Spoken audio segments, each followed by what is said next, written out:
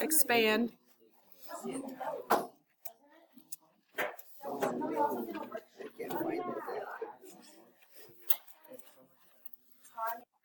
So in this case, the dependent variable is the cost. We don't know what the cost is going to be until we know the size of the eggs, correct? So the independent variable is the size. All right, so then here's the next problem. Allie works in a shop for $18 an hour. So what is Allie concerned about? When you're working, what are you concerned about? How much you're going to earn, correct? So that will depend on how many hours she works. So her earnings depends, so we know earnings is the dependent variable. It depends on the number of hours that she works. Did anybody have anything different there? Use different wording, possibly. Instead of earnings, did you use something else, maybe? How much she gets paid. Yep, that would work. Amount earned would work. How about, did you have anything different for independent? Use different words for that. What? Independent would, but it's not just per hour. It needs to be the hours, the number of hours worked. The per hour is $18. That's fixed. It's a given. That's not changing. What changes is the number of hours, which then affects the earnings. Okay. On the next one, 5 pounds of apple costs $77.45. So when you're buying something, what are you concerned about? You should be concerned about the cost, right? So the cost of the apples is going to depend on how many pounds you buy, or the cost per pound. This one could go a little bit differently, but it's going to depend on how many pounds you buy. So total cost, or cost of the apples, depends on the number of pounds that are bought or purchased. It's actually going to kind of depend on two things for me: the cost, or the price per pound, and the number of pounds. But in this case, that's what we've got. Okay, so now we are going to write each situation as a function for each situation, write a function as a standard equation. So, and then in function notation. Good, good, good. Keisha will mow grass for $8 per hour. So, what's Keisha trying to do? Why is she, what? Make money, okay? So her earnings are going to be dependent on how many hours she works, because she charges $8 an hour. So the standard equation would be, there it is, 5 seconds later. Y equals 8x. X represents the hours that she will work. That's our independent variable. Y is the dependent. That's going to be what she earns. And so then all we do to change that to function notation is f of x. We put that f of x. So the number of hours is going to be x.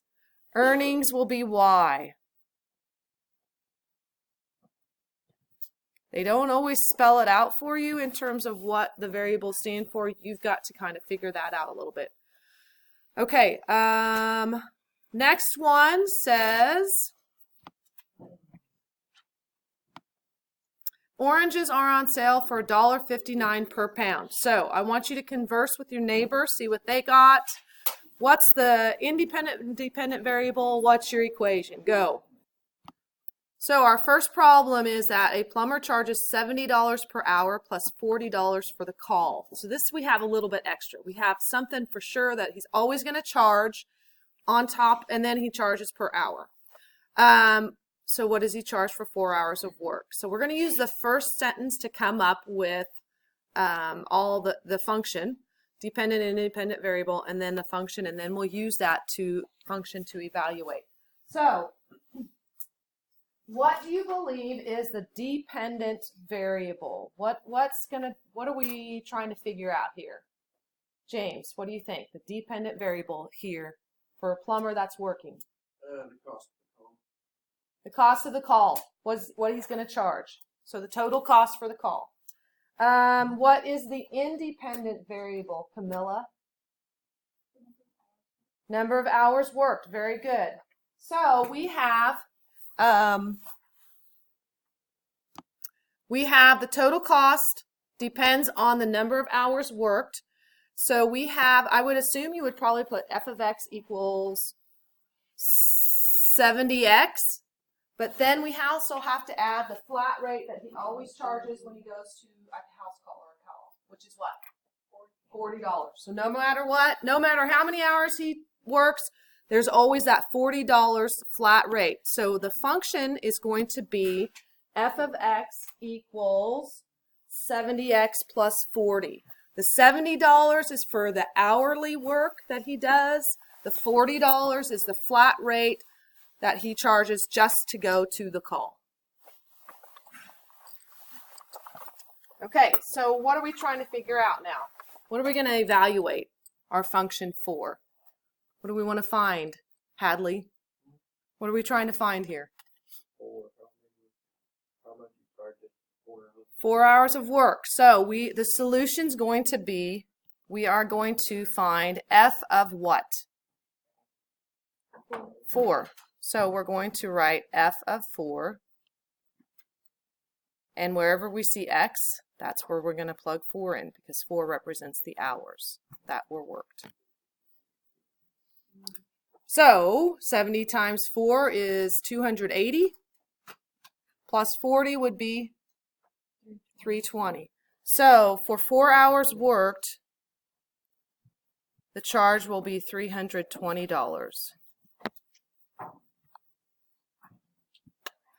I don't think. So what is the dependent variable? What are we wanting to know here? What's the dependent variable? Good morning.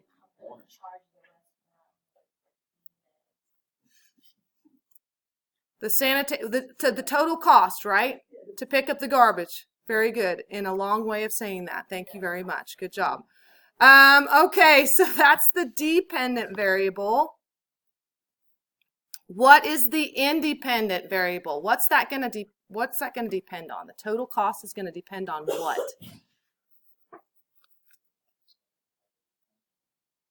Is it how many bags, right? So the total number of bags is the independent variable.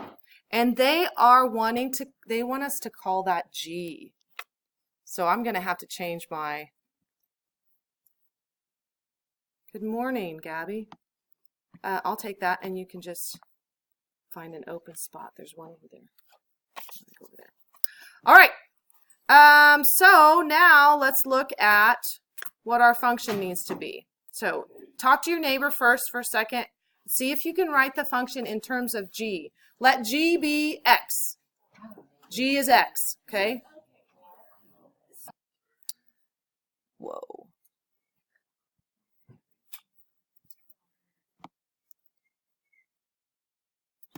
Okay, so we're going to find f of 14. Use your, bless you, order of operations. And we said our function was 4G, which is the number of bags of garbage, plus 10. What's 4 times 14? 56 plus 10 would be $66.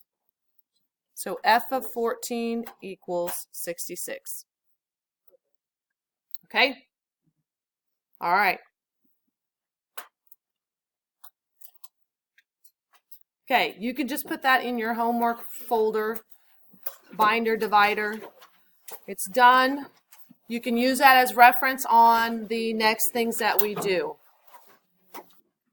Okay, I have provided for you a worksheet that kind of outlines, because I feel like it's helpful to know the dependent variable, the independent variable, to write the function and then work out the solution. So for each problem, you're going to have to fill out this chart. You're going to have to tell me what the dependent variable is, what the independent variable is, what is your function, and what is the solution. So let's go back to your textbook, and you're going to start with number 3. So at the top, in that box where it says, or on the line where it says question number, on page 111, you're going to put 3.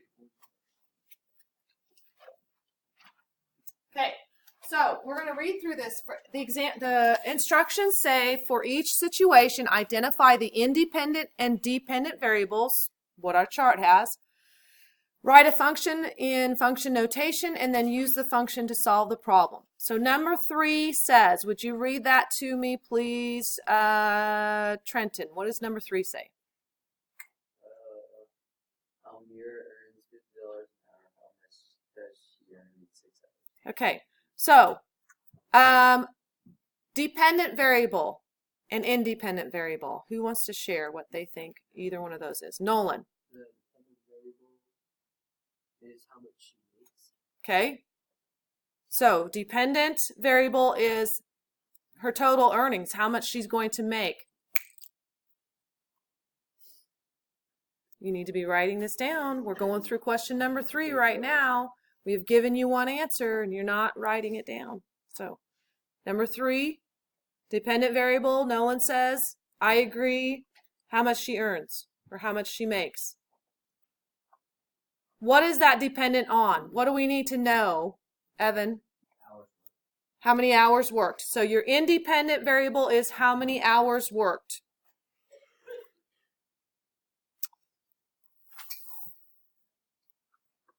Is there a flat rate that we need to be concerned about on this problem? There is no, just because she shows up, she's going to charge you this before she even starts working. No, it is a $50 an hour kind of, that's how she's going to earn her money.